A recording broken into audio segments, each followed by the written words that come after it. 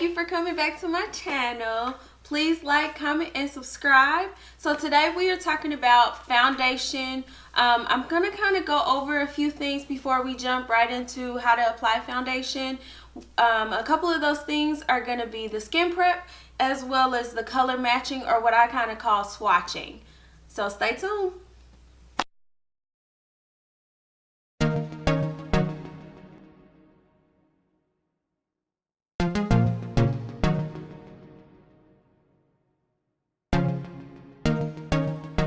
So we are going to jump right into skin prep.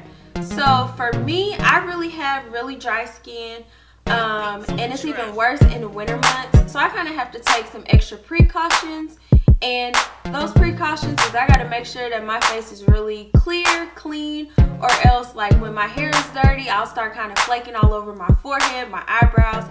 That's exactly how I know that I am not doing what I need to be doing. So my skincare routine is really simple, straight to the point. I'm not all complicated where I use a bunch of different products, because at the end of the day, when you're getting dressed and getting ready, you're not even going to remember to use all those 50 million products that people usually say that they use. Anyways, so first things first, when I get up in the morning, I'll wash my face. Make sure that it's kind of clean, but of course when you're washing your face, you don't get all the grime and all that out. So then I go into this product, and you guys probably have heard me talk about this product before. It's the Garnier Skin Active Micellar Water, and this is really good deep clean product. It actually removes makeup, and it also cleans out your pores. The next products that I usually use after I use the micellar cleansing water, I use it both day and night. If it's during the day, right after, I'll use the moisturizer, which is the Pond's for dry skin. This is very, very thick and also hydrating for the face. If it's at night after I use the micellar cleansing water, then I'll use something a little bit lighter, and that's the Aveeno calming ultra calming daily moisturizer. I only use this at night because of course I'm just going to bed, nobody's really looking at my face, but I want to make sure that it's not dry at all. Alright, so the last thing that I'm going to show you guys here is a product that I kind of use on a weekly basis. It's a gel mask and scrub, and it's made by Freeman. You can really get all of the products that I talked about, including this one, at Walmart at a very affordable price. And the main reason why I use this particular product is because it has charcoal, and it really deep cleans your skin, because of course washing your face, using the micellar water, and using the moisturizers, yes, you're cleaning your pores out very well, but your pores still need to be cleaned on a weekly basis, even if you have dry or oily skin. So after your pores are clean, you want to kind of go in and make what I call a clean base. And that clean base is going to be where your primers come in. So for my dry to normal girls, you're going to use more of a oily type primer. The one that I kind of use is from Coastal Scents, and it's a face primer called Face Beginnings. And this one is really, really awesome. The main reason is because it goes on super easy, and it's also affordable, of course, or else Flip would get, you know, kind of down my throat about how much something is gonna cost. But that is where budgeting comes in, girlies. Oily girls, I got something for y'all too, or combination girls. Then y'all would kind of use a matte face primer. This one is one from Wet n Wild, and it's the Photofocus one. So my combination girls, what I really want you guys to understand is you may have to use both the normal to dry skin primer and the matte primer, depending on where your dry and oily spots are. If you don't know what your skin type is right off, don't worry, because I got a video for you how I learned. It's by Raquel Inside Out. I'm going to definitely link her video below. Next, we're going to go into color matching, or what I call swatching. And that's just kind of figuring out what color foundation really matches your skin tone perfectly. How you figure that out is you kind of need to know what your skin undertone is. And don't worry if you don't know what it is. I have a video for that as well. So now we are gonna go ahead and start putting on some foundation, and I'm gonna kind of give you some quick tips through that. And if you have any questions, please comment and let me know if you have a particular question, or if you have some feedback for me. Please definitely comment below. So girls, we're about to get started with applying the foundation onto the face. This is like my absolute favorite part of putting makeup on, because foundation can actually make or break your look. So I actually already have this Coastal Scents face primer already on my face, and the main reason why I love it so much is because you can literally wear it out the door. I went to church today and I had this on my face. I didn't even do foundation. So my lion will roar like crazy if he is late. He just kind of likes to be on time, and I don't want to hear his mouth. I don't want to hear his mouth about how much money I'm spending on makeup, and I definitely don't want him running his mouth about how late we are because I did my makeup. Let's get to it, girls. Let's put on this foundation and rock it out.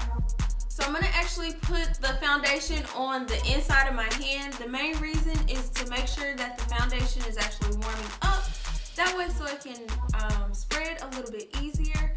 Alright, so the first brush is the flat foundation brush. This one is actually by e.l.f. You kind of dab it into the foundation, making sure that you get a nice little coating. And then you go onto your face. I usually put it across my forehead. Get a little bit more, put it on my cheeks in 3 strikes, each kind of going over maybe 2 or 3 times. And you're going to do the other side, and this is just to make sure that you're not putting on too much or too little. And then you're going to go underneath on your chin. And sometimes I'll kind of like to go in the middle.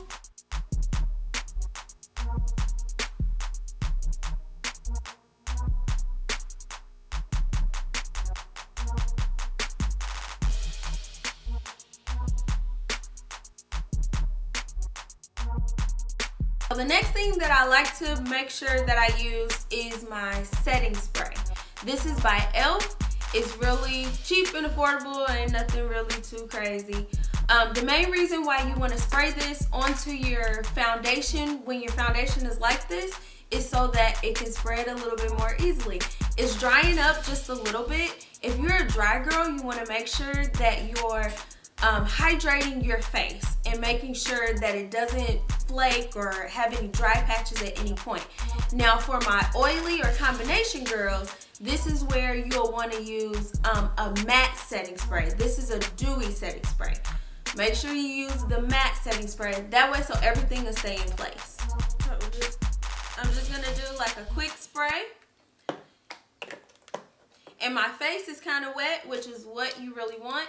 Then you take a round blending brush, blending foundation brush, and you'll just kind of start dabbing it out.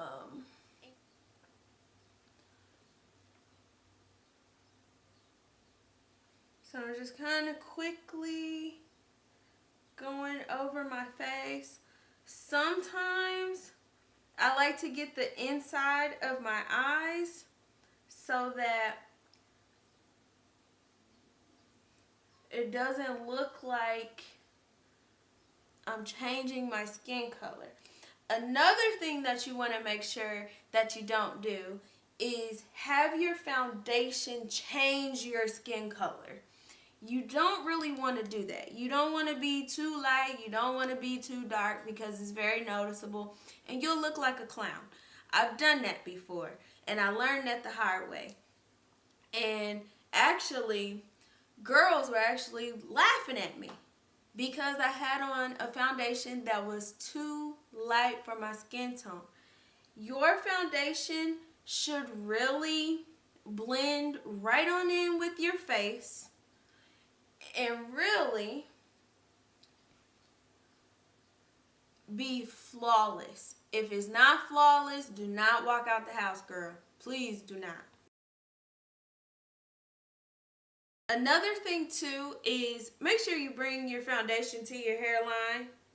The reason why is because a lot of times your hairline might be a lighter color than your forehead, and you'll see where the foundation will start and stop, which is also a no-no.